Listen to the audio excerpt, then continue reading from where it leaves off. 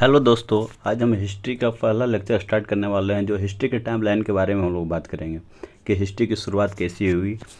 पहला बात हम लोग ये जानते हैं कि हिस्ट्री को 3 पार्ट में डिवाइड किया गया है, एंशिएंट, मिडेवल और मॉडर्न ना।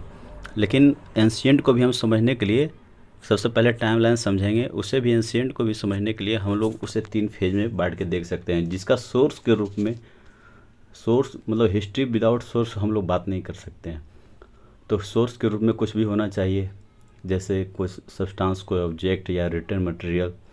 तो शुरुआत में जो डिवीज़न हुआ, अगर एंशिएंट हिस्ट्री की बात करें तो प्री हिस्ट्री, प्रोटो हिस्ट्री और हिस्ट्री। जो हिस्ट्री बेसिकली अभी जो हम लोग देखते हैं वो रिटन फॉर्म में एविडेंस के रूप में ज़्यादा इस्तेमाल होता है। इसमें पहला जो डिवीज़न है प्री हिस्ट्री का।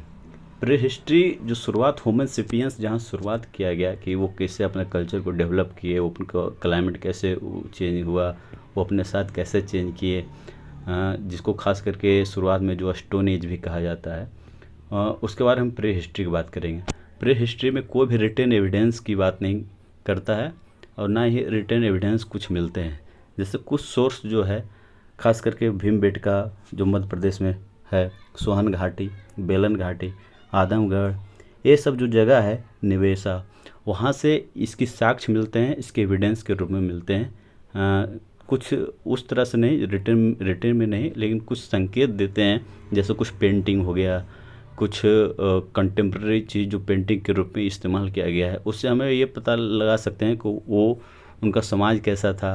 हम पूरी तरह बता नहीं सकते, लेकिन अनुमान लगा सकते हैं। तो प्री हिस्ट्री बेसिकली उसकी बात करता है जहाँ पर कोई भी रिटन एविडेंस नहीं है, जहाँ पर होमो सेपियंस की शुरुआत स्थिति थी। उसके बाद प्री हिस्ट्री को भी 3 फेज में और डिवाइड करते हैं, जिसको कहते हैं lower palaeolithic age, middle palaeolithic age और higher palaeolithic age. Palaeolithic age basically prehistory का ही फेज है, जिसको पैलियोलिथिक एज, मेसोलिथिक एज और न्यूलिथिक एज में डिवीज़न करते हैं, है ना। जैसे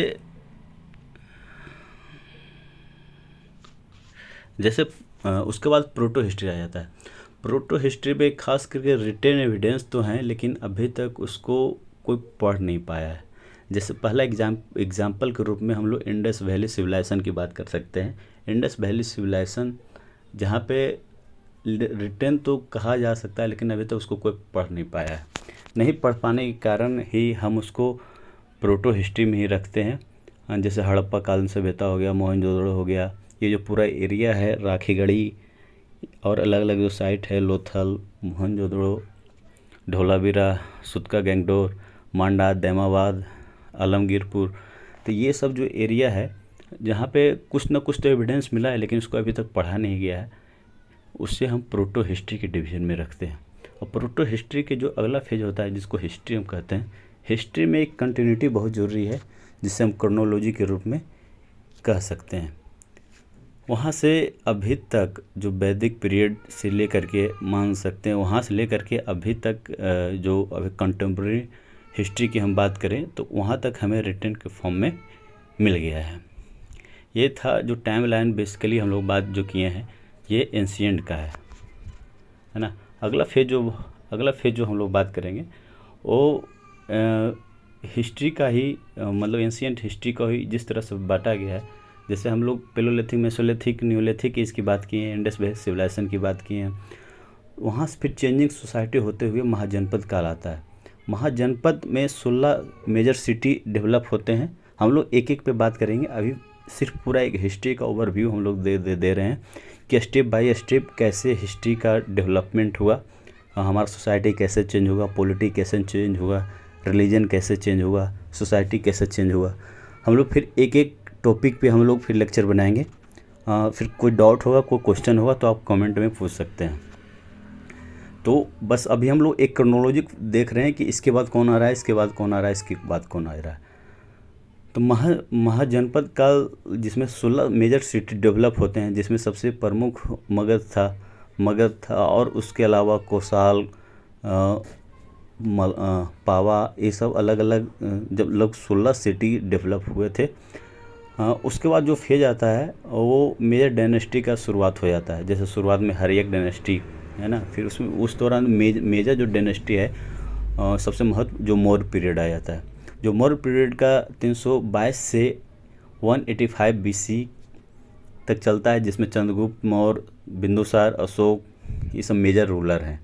जब मौर्य पीरियड कहा जाता है जब क्लाइमैक्स स्टेज पे था, यानी अशोक के बाद जब वो डिक्लाइन करने लगा तो वो मैक्सिमम जिसको हम अखंड भारत आज के समय में कहते हैं वहाँ तक पूरा फैला हुआ था। जो कि अगर नीचे का एरिया जो आज के समय में केरल जो तमिलनाडु का कुछ एरिया है वहाँ तक छोड़ करके अगर हम बात करें तो लगभग सारी जगह पे मौर्य पीरियड का रहा था, और नॉर्थ ईस्ट का छोड़ करके, है ना। तो डिक्लाइन करने के बाद क्या हो जाता है कि बहुत सारे मेजर जो रीजनल पावर फिर से इमर्ज होके आते हैं, जिसको लेटर मौर्य पीरियड में कहा जाता है। उसके बाद गुप्त पीरियड स्टार्ट होता है, और गुप्त पीरियड लगभग 8th सेंचुरी तक चलता है। 8th सेंचुरी के लास्ट तक डिक्लाइन हो जाता है। वहाँ से फिर डार्क एज स्टार्ट होता है। वहाँ से बहुत सा हिस्टोरियन उससे मिडेवल की भी शुरुआत मानते हैं। बहुत सा हिस्टोरियन 12th सेंचुरी के बाद से मिडेवल हिस्ट्री का शुरुआत मानते हैं।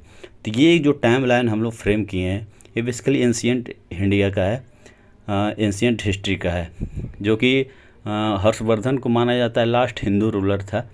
और उसके बाद डिक्लाइन होता जाता है, कोई मेजर पावर आता है नहीं। उसके बाद जो इन्वेजन ऑफ इस्लाम का होता है, जो कि मोहम्मद बिन कासिम जो पहला 711 AD में पहला इस्लाम का आक्रमण होता है। उसके बाद गौरी ये सब आते हैं, फिर यहाँ पर स्लेव डायनेस्टी स्टार्ट होता है, उसका मिडेवल स्टार्ट होता है। तो ये जो टाइम लाइन था ये बेसिकली एंशिएंट हिस्ट्री का था, और हम लोग एक एक कर पे इस पे बात करेंगे धीरे धीरे करके। थैंक यू दोस्तों।